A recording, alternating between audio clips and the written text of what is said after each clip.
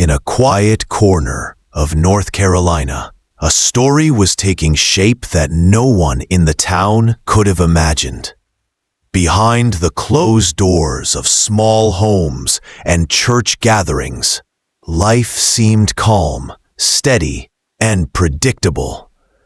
But hidden in the shadows of that trust was a woman whose actions would shock the nation. Her name was Velma Barfield. To the outside world, Velma looked like the kind of person everyone would turn to in a time of need. She was a grandmother, a caregiver, a woman who attended church faithfully. She carried herself with the appearance of kindness and faith. In her community, she was seen as soft-spoken, dependable, and ordinary. But behind that mask of respectability, she was hiding a chilling truth. Between 1969 and 1978, people close to her began to die. At first, their deaths looked like accidents or natural illness. A husband gone too soon, another family member who never recovered from sudden sickness, neighbors and loved ones passing under circumstances that seemed unusual, but never suspicious enough to raise alarm. Each case was explained away. No one suspected that a grandmother could be the cause. What made Velma's story so unsettling was not only the number of deaths, but the way she used trust as her cover. When someone needed comfort, she was there. When someone was sick, she offered care. When grief struck, she stood among the mourners with tears in her eyes.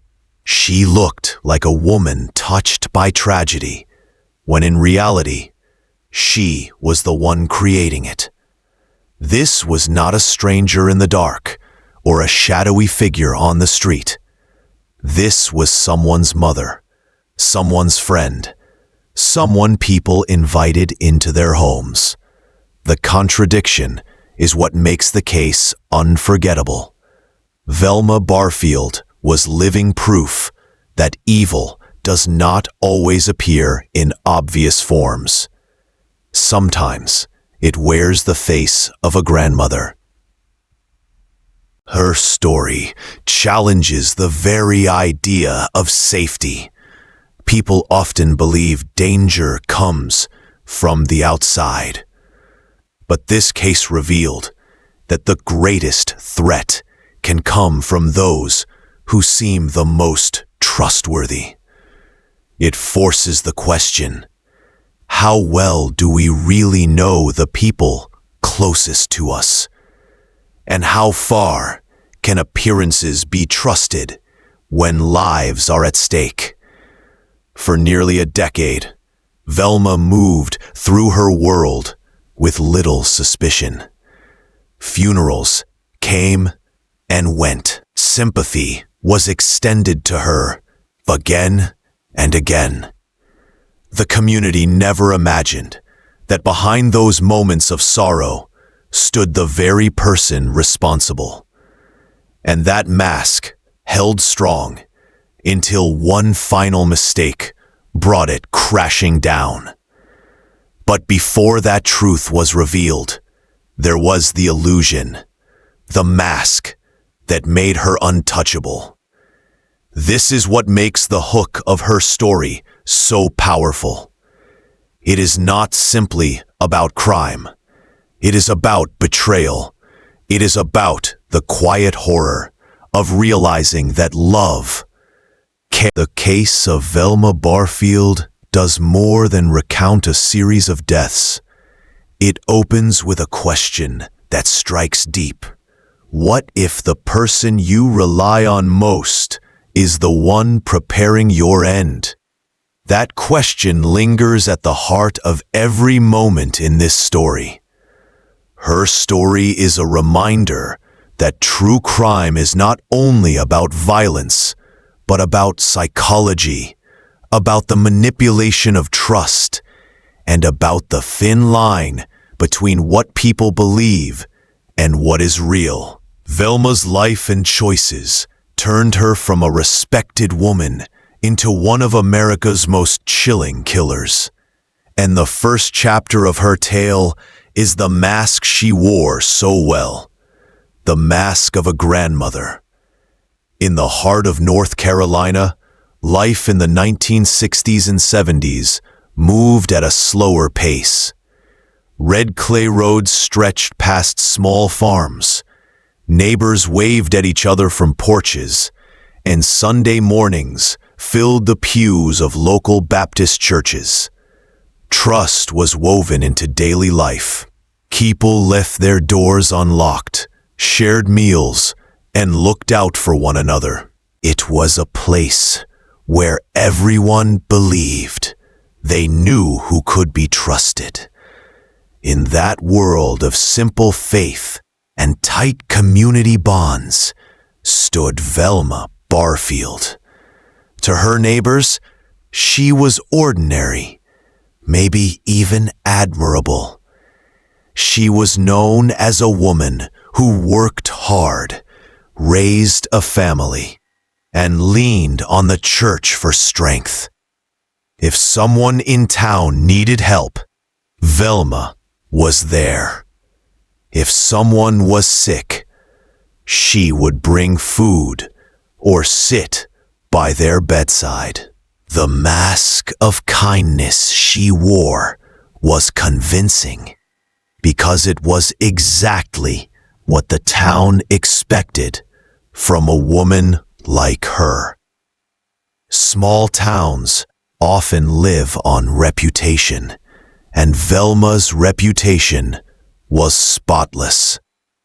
She was described as polite, soft-spoken, and God-fearing.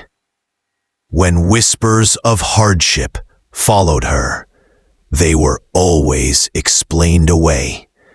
Her first husband's struggles with addiction, her second husband's sudden passing, even financial troubles that seemed to shatter. Nothing stood out as alarming because people trusted the image they saw in front of them.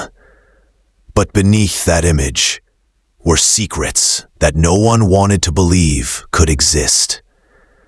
Velma carried her own pain, her own struggles with health and money, and her own way of dealing with problems.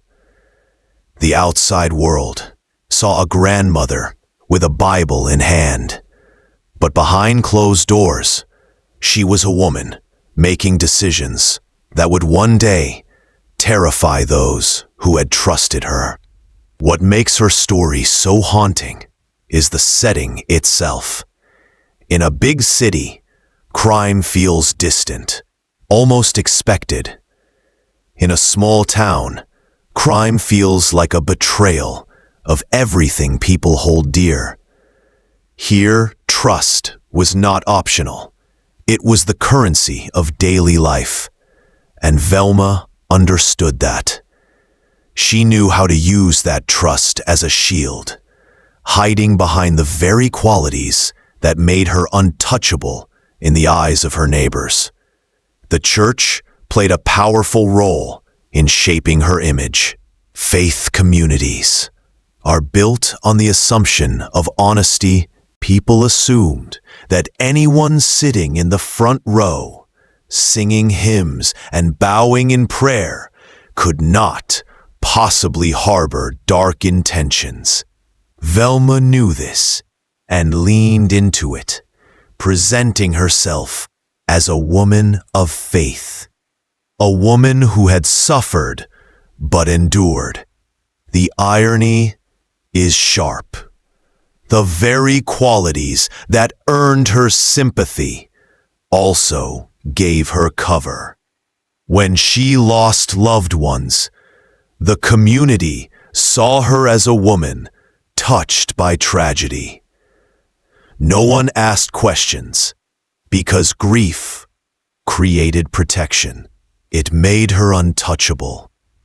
While others prayed for her comfort, Velma was already planning her next step. In the backdrop of quiet fields and trusting hearts, a pattern was forming. Neighbors did not notice it yet, but history would show that the deaths around Velma were not random. They were not tragic strokes of fate. They were deliberate, and they were carried out by someone who knew exactly how to look innocent. Every handshake, every shared meal, every moment of comfort she offered was a piece of her disguise. The small-town trust that held the community together became the very tool that kept her crimes hidden for nearly a decade. This chapter of her story is about more than one woman. It is about the blind spots that exist in places built on trust. It is about the danger of believing appearances without question. And it is about the unsettling truth that even in the safest places, secrets can grow in silence until it is too late.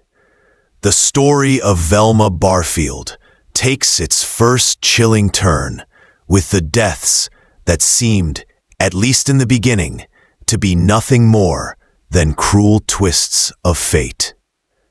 In small towns, sudden illness or unexpected loss was often explained away with simple answers.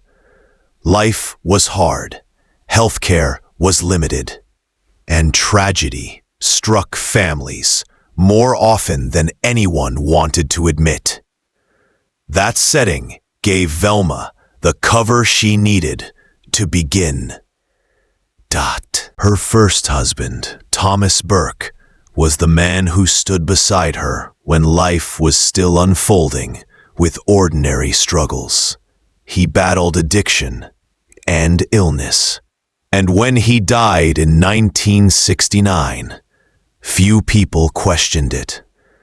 The cause was ruled as complications from his failing health. Velma played the part of a grieving wife, devastated but strong in her faith. Friends and neighbors offered sympathy. No one imagined that behind those tears, she knew more than she was saying. Not long after, Velma remarried. Her second husband, Jennings Barfield, seemed to bring her another chance at stability. Yet only a short time into their marriage, Jennings also fell sick. His death came suddenly, marked by symptoms that could have been mistaken for natural causes. Again, no suspicions fell on Velma. People saw a woman unlucky in love, touched by loss once more. In their eyes, she was cursed by circumstance, not guilty of crime. The deaths of her husbands followed a pattern. But at the time, no one connected the dots. Doctors did not test for poison. Families trusted the official explanations. And in a town that leaned on faith and friendship, the idea that a wife could deliberately harm her spouse was unthinkable. Velma used that disbelief as her shield. Her behavior in those moments deepened the illusion. She attended funerals, accepted condolences, and leaned on her church community. Her quiet nature and reputation for kindness disarmed suspicion. In truth, she had discovered a method that gave her both control and cover. Arsenic, a poison that was difficult to trace, became her weapon of choice. It caused violent sickness that looked like natural illness. It left little evidence at the time. And for Velma, it worked and they taught her that she could commit the unthinkable without anyone noticing. Once those lessons took hold, she carried them into her future actions. The tragedy is that these early deaths were opportunities for someone to see the truth. But in the world she lived in, the pieces did not fit together until much later. Her husbands were remembered as men who had their struggles, men who died too young, but men whose deaths seemed explainable. No one suspected they were victims of deliberate murder, carried out by the woman who vowed to love them. Looking back, these deaths form the opening act of her story.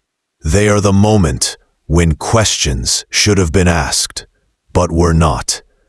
They are the moment when a community's trust blinded it to the possibility of evil.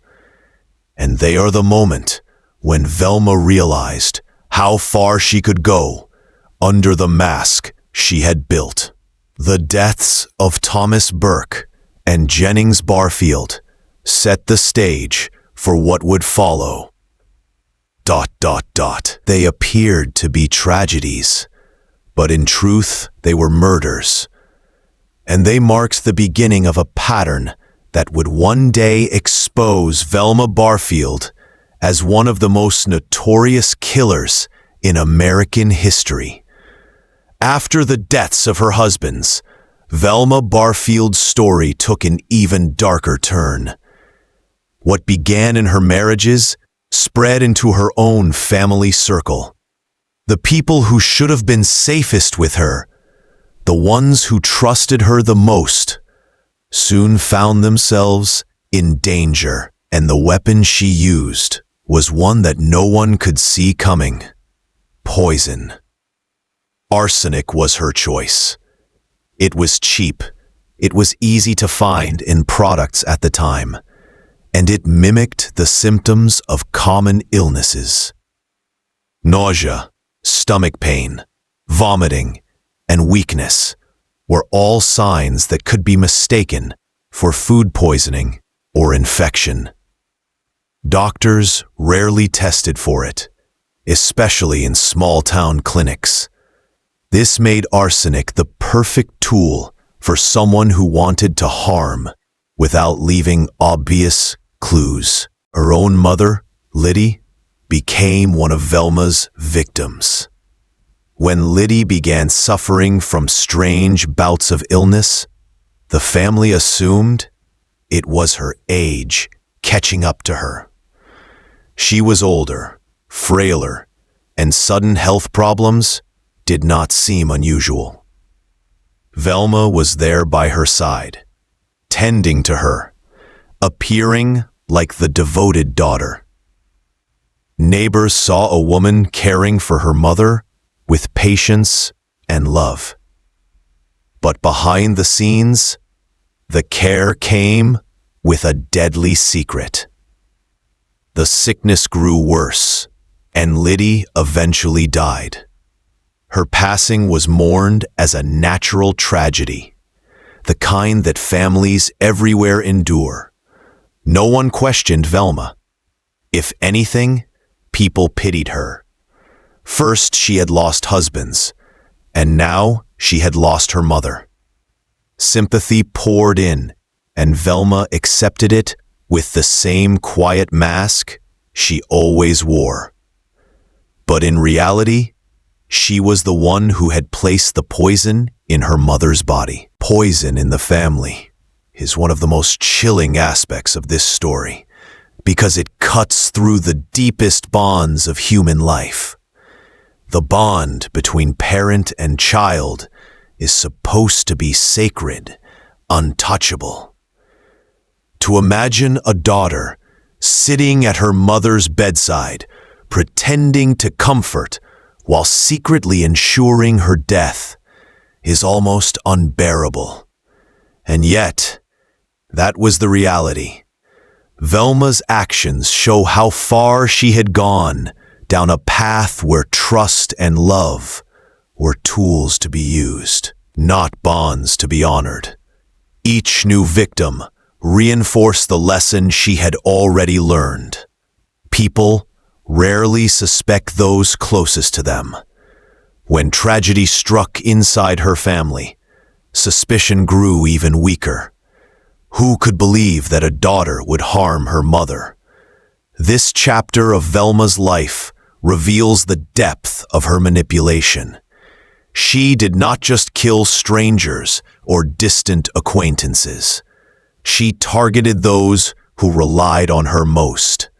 The intimacy of family made the disguise stronger. It gave her access. It gave her opportunities, and it gave her cover.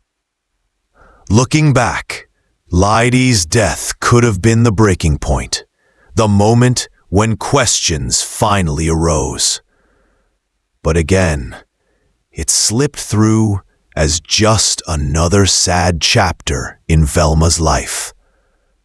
People saw her as a woman cursed by loss, surrounded by grief, holding on to her faith.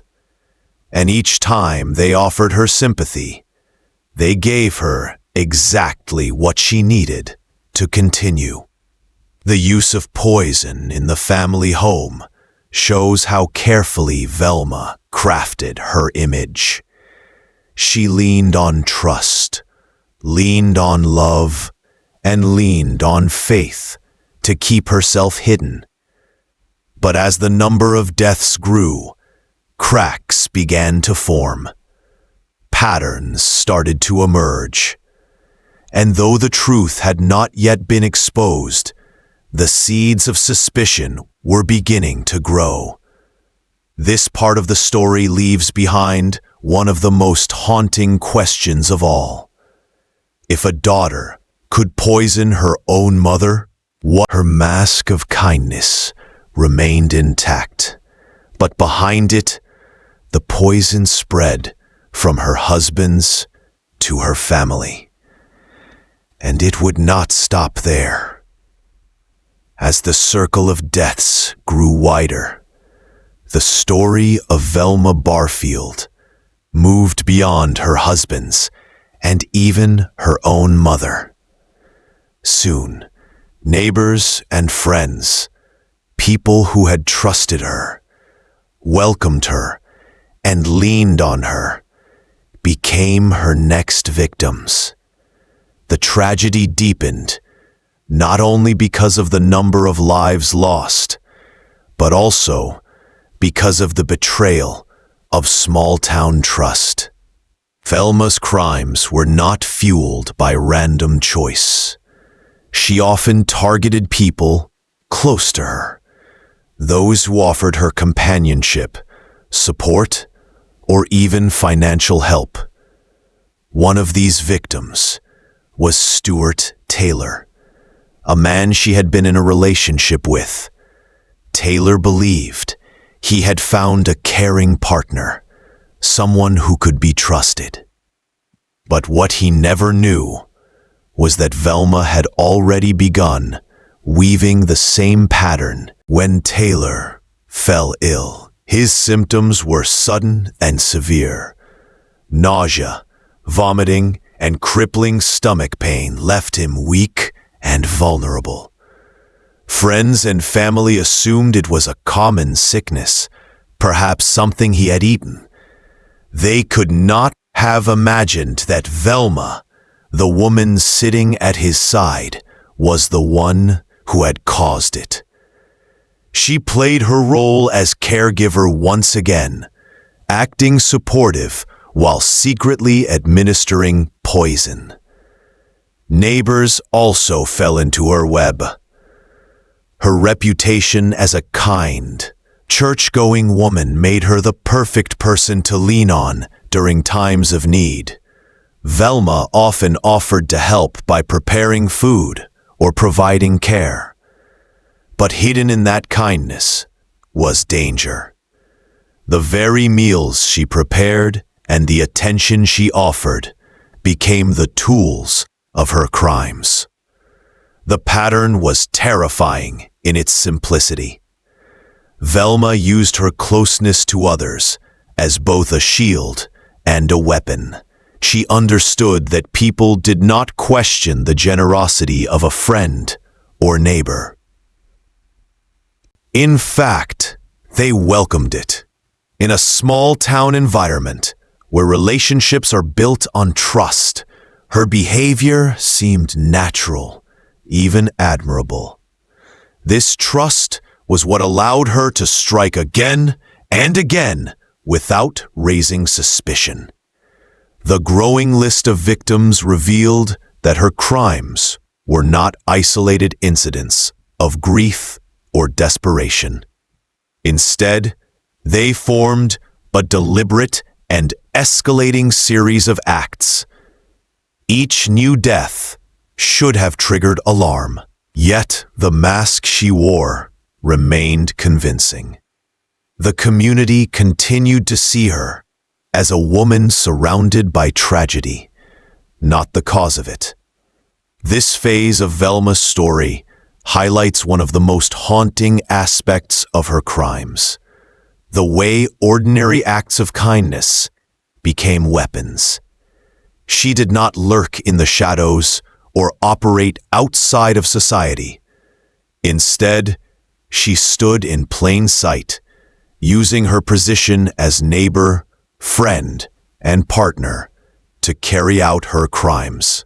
This is what made her story so disturbing and unforgettable. From an SEO perspective, terms like Velma Barfield neighbors, killer grandmother victims, arsenic poison murders, and small-town betrayal capture the essence of this chapter. They also connect to what audiences seek in true crime stories: the shocking idea that the most trusted person can be the most dangerous. Psychologically, the deaths of neighbors and friends trigger strong emotions in an audience. They bring out fear, because danger seems to come from the very people we rely on. They bring out anger, because trust was turned into a trap. And they bring out disbelief, because the image of a grandmotherly figure poisoning those around her is so far from what people expect. The truth of Velma Barfield's story is that her victims were not strangers. They were people who knew her, who shared their homes, their meals, and their lives with her. Each death was not only a loss of life, but also a betrayal of trust at the deepest level. By the time suspicion finally began to build, the list of victims had grown long, and the community was left reeling from the realization that the woman they thought they knew was in fact the very source of their fear. The neighbors and friends who once embraced her had unknowingly welcomed danger into their lives. Stuart Taylor was supposed to be a fresh start for Velma Barfield after the loss of her husbands and the quiet suspicions that followed her family tragedies. She found in him a man who trusted her deeply. Taylor was known in his community as reliable and steady, a man who lived a simple life built on hard work and faith. When he began his relationship with Velma, he believed he had found a partner who could bring comfort and stability. What he never realized was that he would become her fatal mistake. Their relationship began like many small-town romances. Neighbors saw them together, and there was nothing unusual about the pair. She was kind, attentive, and gave every impression of being devoted to him. On the surface, it seemed like she was moving forward after years of grief. But underneath that surface, the same deadly pattern was beginning again. When Taylor suddenly fell ill, the signs were the same ones that had appeared in the lives of Velma's past victims. He suffered from intense stomach pain, weakness, and vomiting. Doctors thought it might be a stomach virus or food poisoning. After all, those symptoms were common and not usually signs of foul play. But the truth was different. Velma had once again reached for her weapon of choice, arsenic. The poisoning of Stuart Taylor marked a turning point in Velma's story. Unlike the earlier deaths, his case did not quietly fade into the background. Too many patterns had formed, and questions were now harder to ignore. When Taylor's health failed and he died, people began to look at the details more closely. Why had so many people close to Velma suffered the same mysterious illnesses? Why did tragedy always seem to surround her? The biggest mistake Velma made was underestimating the growing suspicion. While she believed her mask of kindness and faith would shield her again, the circumstances of Taylor's death were different. The community knew him well. He was not old or frail, and his sudden death did not fit the image of natural decline. This time, the whispers grew louder. For investigators, Taylor's case offered an opportunity to look deeper. His death opened the door to toxicology tests, which were not always common in small-town cases of the time. When his body was examined, traces of arsenic were discovered. The evidence was clear and undeniable. What had once been dismissed as misfortune was now exposed as murder. This was the fatal mistake because it connected Velma directly to a crime that could no longer be explained away. Taylor's death pulled the mask from her carefully crafted image. It revealed her not as a victim of repeated tragedy, but as the source of it. The community that had once pitied her now looked at her with fear and suspicion. The poisoning of Stuart Taylor also carried powerful emotional weight. He was not just another name on a list of victims. He represented the final unraveling of Velma's deception. His death was the moment when the pattern could no longer hide in the shadows. It was the moment when her crimes came into the light. From an SEO perspective, phrases like Stuart Taylor, Velma Barfield, fatal mistake serial killer grandmother, arsenic poisoning case, and true crime investigation are central to understanding this chapter. They reflect both the tragedy of his story and the turning point it created in the investigation. Psychologically, the story of Taylor's death resonates. He believed in Velma, saw her as a partner, and depended on her in his final days. The betrayal of that trust makes the tragedy even sharper. And for the audience, it provides the shocking but necessary moment where everything begins to unravel. Stuart Taylor's death was the fatal mistake, not just because it ended another life, but because it ended Velma's ability to hide. With him, the web of lies and the pattern of poison became too obvious to ignore. His case turned suspicion into proof, and it set in motion the events that would finally bring Velma Barfield to justice. When the truth about Stuart Taylor's death came to light, the world around Velma Barfield collapsed. For years, she had hidden behind the image of a grieving widow, a church-going grandmother, and a kind neighbor. But with arsenic discovered in Taylor's body, investigators finally, this was the beginning of her end, and it led straight into one of the most unforgettable trials in North Carolina history. Velma was arrested in 1978, and the case quickly gained attention. The idea of a grandmother standing accused of multiple murders was shocking to the small-town community and beyond. During her trial, the prosecution presented clear and undeniable proof that Taylor had been poisoned.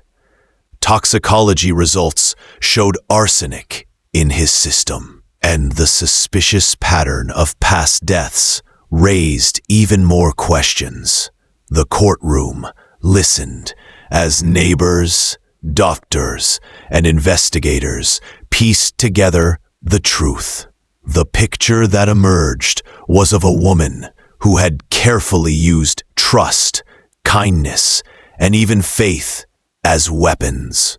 The defense tried to paint Velma as a woman trapped by addiction to painkillers, someone whose actions were clouded by dependency rather than pure malice. But the jury saw more than addiction. They saw deliberate acts, carefully planned and carried out with deadly results. The quiet grandmother image was shattered, replaced by the chilling reality of a serial poisoner. The most dramatic turn came when Velma herself confessed to some of the murders. Under questioning, she admitted her role in several poisonings, including those of her mother and partners. The confessions stunned many, not only because of the crimes, but because of the calm way she spoke about them. She admitted her guilt, but often shifted blame toward her struggles with drugs, as if searching for a way to explain the darkness inside her. The trial ended with a conviction for the murder of Stuart Taylor. Velma Barfield was sentenced to death. This outcome was historic.